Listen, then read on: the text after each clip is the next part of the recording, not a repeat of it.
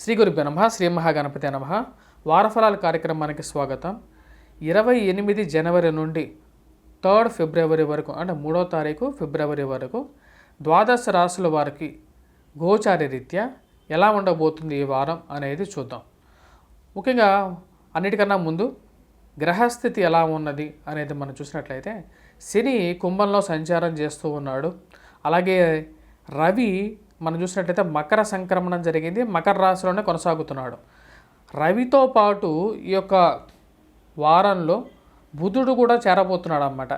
కుజుడు మరియు అలాగే శుక్రుడు ఇద్దరు కలిసి వారు ధనస్సులో సంచారం చేస్తున్నారు. రాహు వచ్చేటప్పటికి మీనంలో, కేతు వచ్చేటప్పటికి కన్యలో కొనసాగుతున్నాడు, గురువు వచ్చేటప్పటికి మేషంలో కొనసాగుతున్నాడు.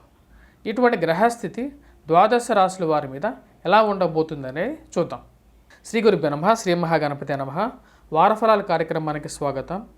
28 జనవరి నుండి 3 ఫిబ్రవరి వరకు అంటే 3వ తారీఖు ఫిబ్రవరి వరకు ద్వాదశ రాశుల వారికి గోచార రీత్యా ఎలా ఉండబోతుంది ఈ వారం అనేది చూద్దాం. ముఖ్యంగా అన్నిటికన్నా ముందు గ్రహస్థితి ఎలా ఉన్నది అనేది మనం చూసినట్లయితే శని కుంభంలో సంచారం చేస్తూ ఉన్నాడు. అలాగే రవి మనం చూసినట్లయితే మకర సంక్రమణం జరిగింది, మకర రాశిలోనే కొనసాగుతున్నాడు.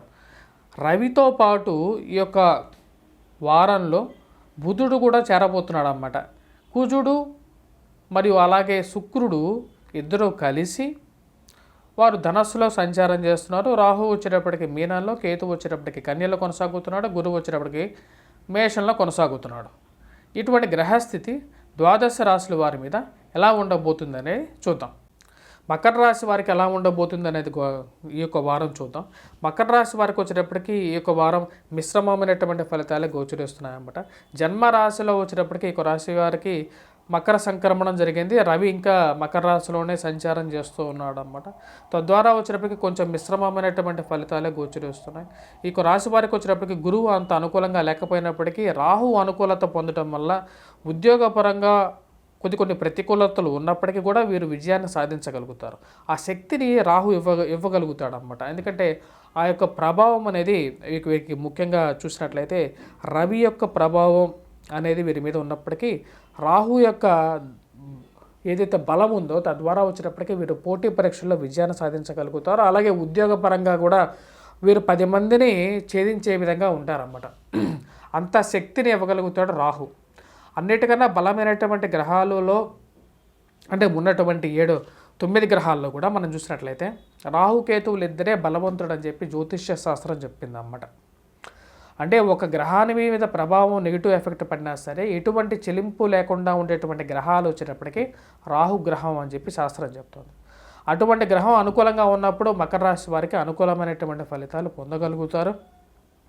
కాకపోతే రవి కుజుడు ప్రభావ రీత్యా కొన్ని మిశ్రమమైనటువంటి ఫలితాలు కూడా ఉన్నాయన్నమాట. ముఖ్యంగా చెప్పాలంటే ఆరోగ్య రీత్యా అనుకూలత అనేది కొద్దిగా తక్కువగా ఉంటుంది. మాట్లాడేటప్పుడు చాలా జాగ్రత్తగా ఉండాలి. ధనక్షయకారకుడుగా తయారవుతాడని చెప్పి శాస్త్రం చెప్తుంది అన్నమాట. అంటే ధనక్షయకారకం అంటే ఏంటి? డబ్బు అనేది సమయానికి అందకపోవటం అనేది జరుగుతుంటుంది అన్నమాట.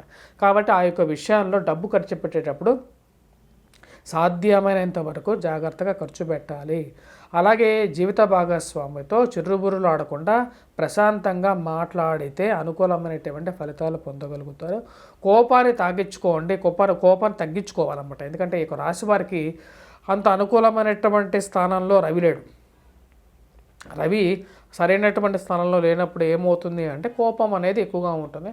ప్రయాణ సంబంధితమైన విషయాల్లో కూడా శరీరంలో అనుకూలతనే తక్కువగా ఉంటుంది. విద్యార్థులకు వచ్చేటప్పటికి కొంచెం అనుకూలమైనటువంటి ఫలితాలు పొందగలుగుతారు. ఇక రాశి వారికి కుజుడు అనుకూలత లేనందువలన అధికమైనటువంటి ఖర్చు అనేది ఎక్కువగా గోచరిస్తుంది అన్నమాట. అంటే డబ్బు అనేది ఎక్కువగా ఖర్చు అయ్యే విధంగా ఉంది. అలాగే స్నేహితులు ఎవరైతే ఉన్నారో చుట్టుపక్కల ఉన్నటువంటి స్నేహితులు వారు మంచివారా చెడువారా అంటే వారితో మనం ముందుకు వెళ్ళాలా వెనక్కి వెళ్ళాలా అనే ఆలోచనతో మనం ముందుకు వెళ్తే విద్యార్థులకు అనుకూలంగా ఉంటుంది. అలాగే ఉద్యోగస్తులు కానీ వ్యాపారస్తులు కానీ.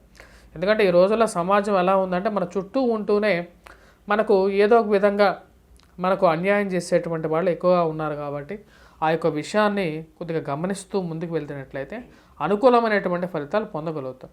విద్యార్థుల మటుకు కొద్దిగా కాన్సన్ట్రేట్ చేసి చదవాలి. ఎందుకంటే ఇక రాశి వారికి రాబోతున్నటువంటి సంవత్సరం అనుకూలమైనటువంటి ఫలితాలు ఇవ్వబోతుంది అన్నమాట. కాకపోతే ప్రజెంట్ ఉన్నటువంటి గ్రహస్థితి అంతగా గోచరించట్లేదు కాబట్టి తగు జాగ్రత్తలు తీసుకోండి. వైవాహిక జీవితంలో కూడా అనుకూలమైనటువంటి ఫలితాలు రాబోయే రోజుల్లో అనుకూలంగా ఉండబోతుంది. ప్రజెంట్ ఈ వారంలో వచ్చేటప్పటికి వీరు ఎటువంటి ఫలితాలు చేసుకోవాలి, ఎటువంటి రెమెడీస్ చేసుకోవాలనేది చూద్దాం.